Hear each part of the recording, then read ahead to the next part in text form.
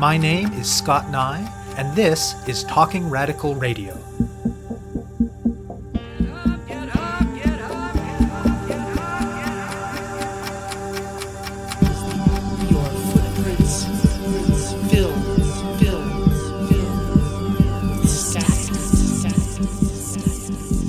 Hello and welcome to Talking Radical Radio, where we bring you grassroots voices from across Canada. We give you the chance to hear many different people who are facing many different struggles, talk about what they're doing, how they're doing it, and why they're doing it, in the belief that such listening is a crucial step in strengthening all of our efforts to change the world. On this week's show, I'll be speaking with Wendy Bariteau and Lora McElhinney. Prison abolitionism is a political vision that aims to do away with prisons, policing, surveillance, and related mechanisms of social control, and to establish alternatives. It is, moreover, a vision of social transformation, not just getting rid of police and prisons, but creating a social order that does not depend on such inherently violent institutions. That said, it can also be a deeply practical politics, with prisoners themselves taking action to improve their conditions in material ways, and those outside acting in solidarity. And it can involve working to win small victories against the many different ways that carceral systems encroach on our communities through working to shift resources out of the system and into more socially constructive uses, resisting criminalization, blocking surveillance initiatives, and so on. The prison abolitionist group that is the focus of today's show, called Joint Effort, has been quietly doing its thing on the West Coast for nearly 40 years. It was originally founded as a subcommittee of the British Columbia Federation of Women in 1980. The details of its work have varied over those decades, but the core of it is much the same: going into prisons in the lower mainland of BC to work with women on the inside, and organizing on the outside. The work on the inside largely consists of visiting and building community and doing workshops. Sometimes it is explicitly political and connected to community-based events on the outside, like making a banner for the annual march in the downtown east side of Vancouver for missing and murdered Indigenous women. Other times it is more about sharing an activity, sharing resources, sharing information, and just talking about life and reducing isolation. And it certainly involves listening to the women who are inside, who are among the most marginalized people in the country, and who have a unique vantage on how the prison system works and on how the violence of systemic oppressions operate more broadly. On the outside, Joint Effort has done a lot of different kinds of things over the years. They act in support of prisoner-led campaigns. They engage in public education and other kinds of activities to stimulate critical conversation about criminalization, policing, and prisons. In particular, they try to draw the connections to how different groups of people are criminalized: the detention without charge of migrants to Canada, the long-standing racist over-policing of Black and Indigenous people, the targeting of sex workers and trans people, and so on. They participate each year in Prisoners' Justice Day, an annual event observed by prisoners and their allies across the country that traces its origins to organizing by prisoners in the 1970s. And one of their current goals is to set up a monthly potluck for women just coming out of prison as a way to offer connection and support. One of their main concerns in the last year or two, however, has been new rules by Correctional Services Canada that require that all people volunteering in prisons pass what is called a reliability status clearance. This includes a much more extensive and intrusive background check than was previously required, as well as a credit check. It's not clear why this new requirement has been instituted, but it is clear that the heightened surveillance it involves places major barriers in the way of people going into prisons to volunteer, particularly people who are already marginalized in various ways. The group has organized a letter-writing campaign to oppose it, and has been working to connect with groups across the country to broaden the opposition, and they've also been working with the BC Civil Liberties Association around the issue. Wendy Bariteau, originally from Montreal, is currently serving a life sentence for second-degree murder after defending herself against an attempted rape. Her full parole begins in January 2020. She was very active as a prisoner advocate while on the inside and faced extensive retaliation by authorities for that work, and on the outside she's gotten active in Joint Effort. Lora McElhinney is a longtime activist and organizer in a range of movements, and she's been part of Joint Effort for more than 20 years. I speak with Bariteau and McElhinney about the experiences that women in Canada have with prisons, and about the work of Joint Effort. My name is Joanne Wendy Bariteau. I'm currently serving a life sentence for second-degree murder, 10 years. Exciting news yesterday, I got my full parole starting as of 9th of January. I started my incarceration life in 2010 at Joliette Institution, Quebec. transferred to British Columbia in 2016. And the reason for that transfer is so that I could actually get my parole, because as an inmate advocate, I was retaliated against for helping myself uphold my rights and helping other women uphold theirs. It's a continuous battle trying to uphold your rights without any retaliatory consequences to it.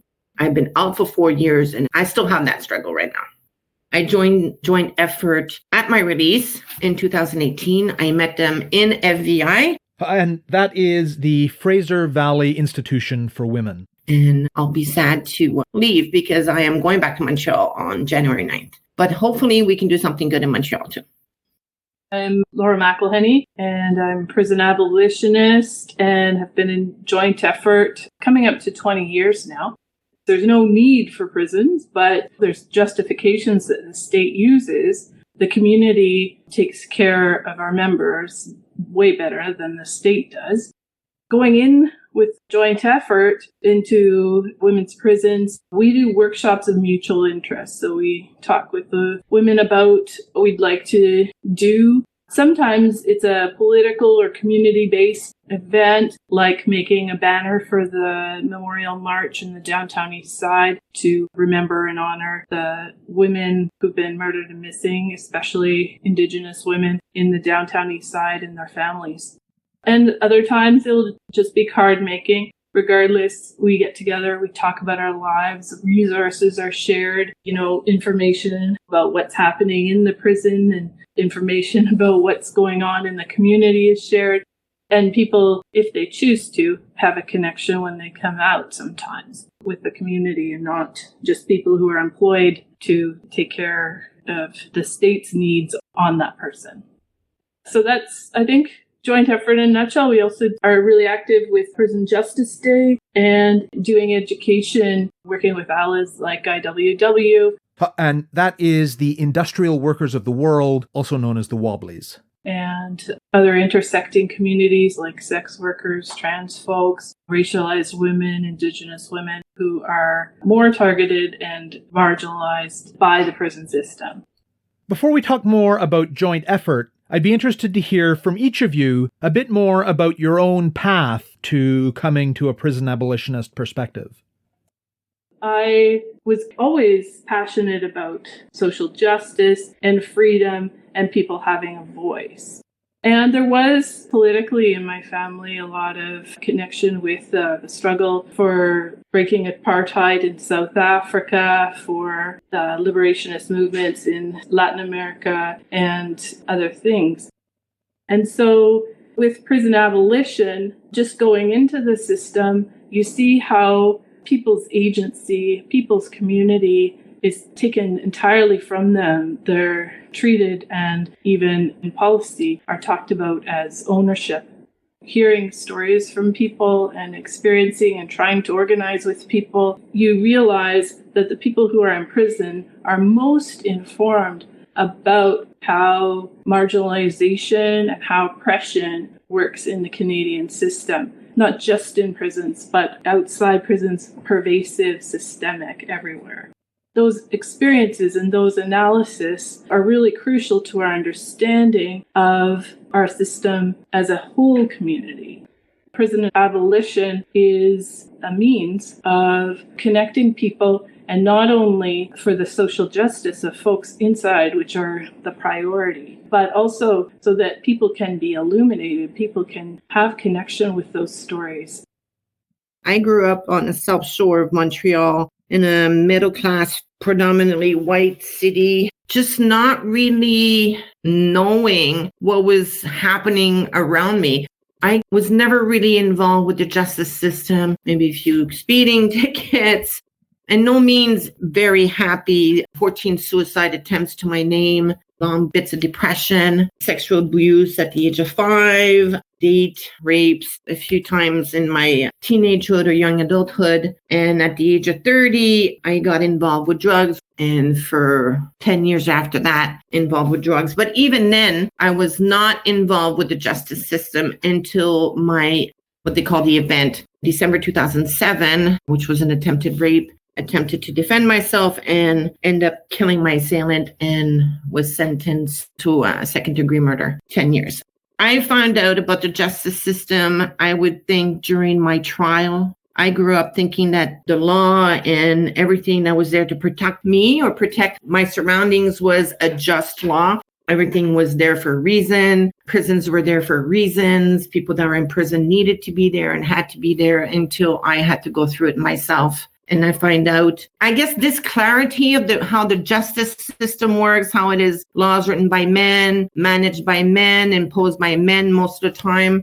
Later on, as I got more involved and actually started listening to my surroundings, I found out that, court system, justice system is not just. And if you're Aboriginal, if you're a minority, if you're a woman, if you're not a white male protecting your pickup, basically justice is usually not served.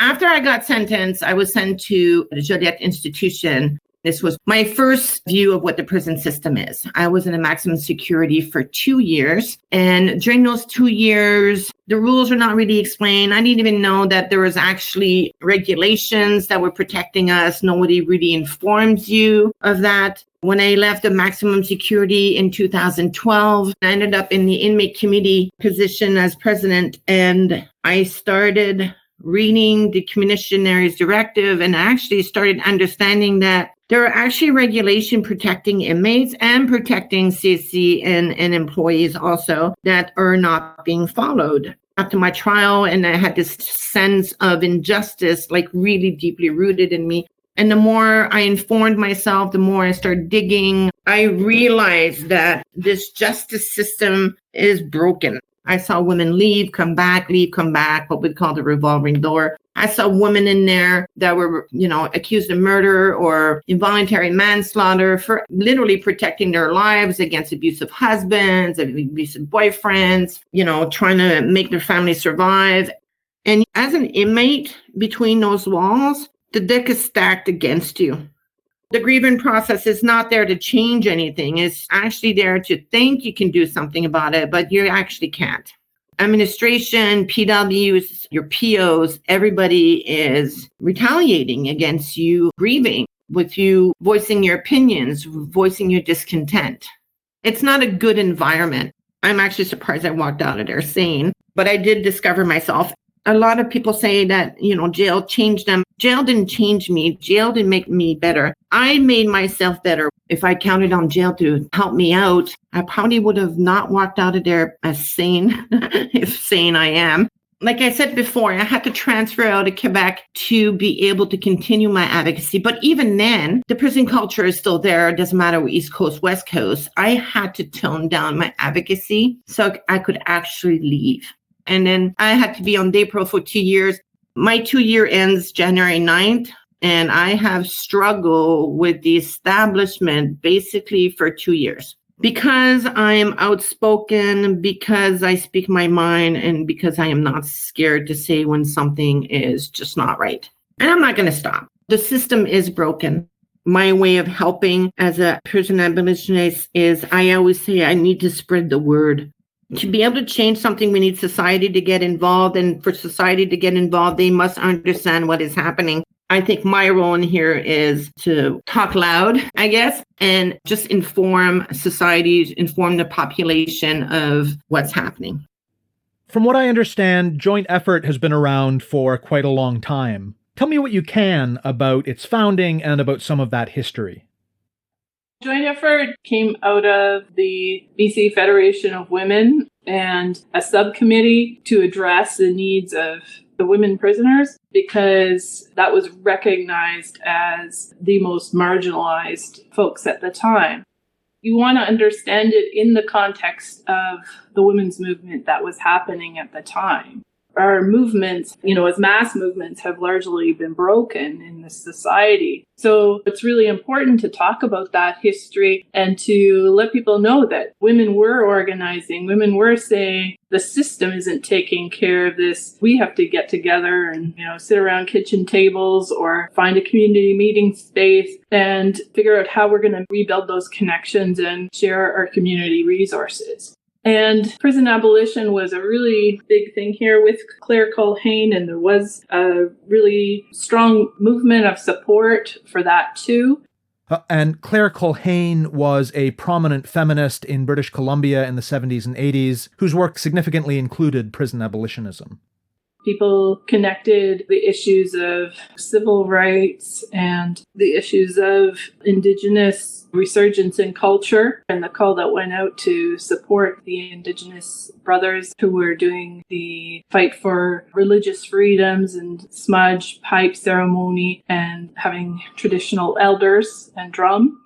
So with those movements, those were not just movements that were led and maintained on the outside that came into support. Those were movements that were also fueled by the inside. With Prisoner Justice Day, those groups were kind of all together.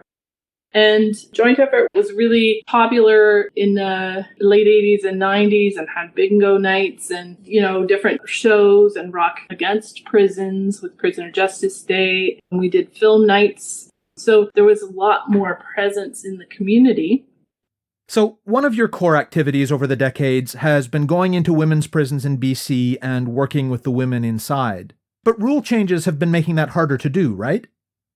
Prisoners are becoming more isolated, and CSE is making it a lot harder for the community to get into prisons and is demanding more information, not regular police screenings, but reliability status clearance checks where they do background checks on yourself and your roommates and your partners and family members, where they do credit checks and where they do fingerprinting. And it's most important that women inside get to connect with members of their community that they identify with. And the most marginalized folks in the community understand that that's an information grab. That is not necessary information for community members just coming in supervised who have no access to people's personal information unless they choose to share a name or something, and who are, leaving escorted and searched.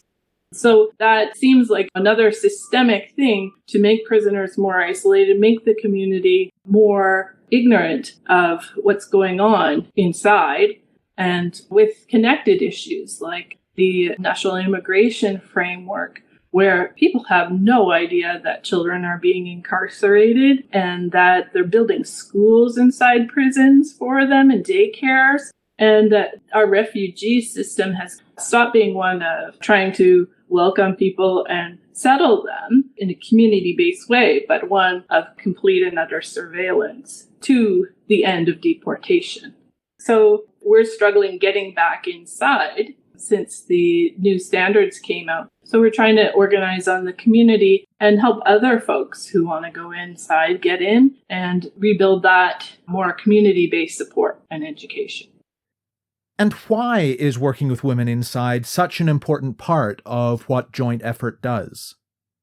Why it's important is because there's a women's community inside. Yes, there's the institution. Yes, there's isolation and things that break community all the time, but there is community inside. And I don't want to make it sound too good, but wherever people are gathered, wherever people can see their similarities, you're going to build a community. And joint effort brings the women's community from the outside into the women's community on the inside. So what's so important about going inside is reinforcing the fact that people do have community structure and that our community structure isn't just everybody that's there, that people actually care about what's happening to them, what their plans are, what's going on in their families. Whatever people want to share, knowing simple things like what happened in the news, what's going on in the community, which may not be in the news, and just connecting for no other purpose than to make community connection and see people as a human being. Institutionalization can really break people down. Simply visiting and working on a mutual project and acknowledging people's leadership is so important for people's sanity and people's ability to free themselves of the system eventually. There's also a witnessing aspect. It's important for people to go inside and hear what's going on and write letters and help people with their grievances, or, recognize trends that are happening and connect the issues of criminalization of, refugees and immigrants, and criminalization of poor people, and criminalization of trans and racialized folks and sex workers. If you look at the Harbour report, published in 1996, the Harbour report was the result of a commission of inquiry by a prominent judge, Louise Harbour, into conditions in the women's prison system in Canada. One of the major things that everybody could agree on is that women socialize differently, and that to make reintegration into society easier and more complete was having community inside the carceral system. And with the advent of Harper and government, meaning Conservative Prime Minister Stephen Harper, who took office in 2006. They started taking community back out of jail and actually started changing the way the women's carceral system was into more male system. Joint Effort here in BC, which we don't have out east, is an amazing organization for that. As an inmate, I met them when I was incarcerated. It was a breath of fresh air every time they came in. Being a long-term inmate, you do get institutionalized. It doesn't matter how much you don't want to, you do, because, you don't leave jail. You're surrounded by fences. You've got the same guards around you 24/7. They don't really communicate with you. There's no conversation about anything other than what's happening in jail. Community comes in, we get to have a conversation about something other than what's happening within the four walls. We get information on the outside. We get support and know that we do have support from the outside. And again, like Lora said, the community-based joint effort, we also get information from the inside. What's happening? What are the issues right now? Community is needed within the walls so we can feel normal. Yes, there's a community in jail, but you know what? I've never felt so alone as in the last 8 years, surrounded by a whole bunch of women. I'm never alone almost every single day, and feeling very alone. So with community, that loneliness is helped. And what does your work on the outside involve in terms of advocacy and lobbying and organizing and all of that? On the outside, we've been working for a couple of years now on trying to get the word out, connect with other community-based organizations in the country about the reliability status clearance, since that's affecting the surveillance of community volunteers and the ability for community volunteers to go inside, and further isolating prisoners. We've done a stream of letter writing. We're not expecting the system to go, oh, that's a rational thing. Yeah, we're just going to make that change. It's to find out where the moving ground is. And there doesn't seem to have been any moving ground. Policy and public relations that CSC does talk about community and the importance of community. They have just made it really, really hard for people and marginalized folks to connect inside. We also got the BC Civil Liberties to write and follow up on a letter. So that's an ongoing campaign, and connecting with other groups across the country about what they're doing, trying to share information, trying to get people on board to protest this and write more letters.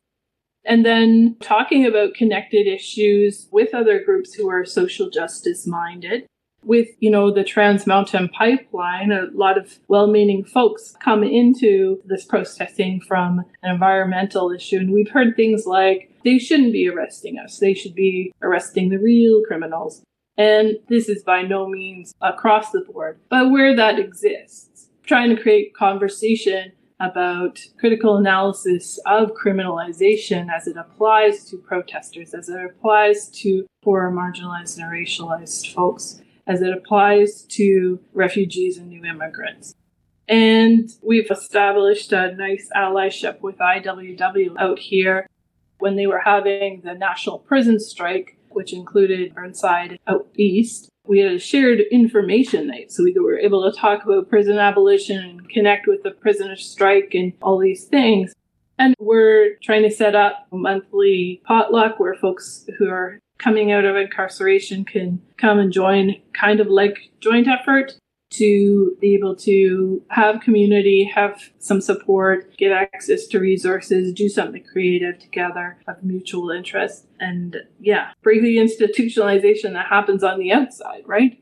And for the last year, we've also been working on penitentiary packages where women have no family, so they have no way of getting, clothing, maybe a TV or whatever. And we came up with this process that women would actually be informed that we have this for them systematically as they are coming into jail. So they're not stuck with just institutional clothing or actually nothing for the duration of their sentence. We also do conferences. We did the carceral conferences. We do radio, some newspaper articles. I do a lot of talks at Kwantlen University in the criminology department about my personal experience, about what Joint Effort is doing, about the message that Joint Effort is putting out there. This is part of informing the public.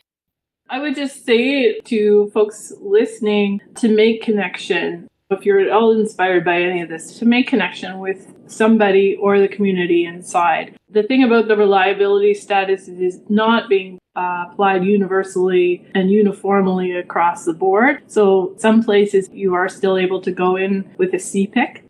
That's a basic criminal record check, which was the prior standard.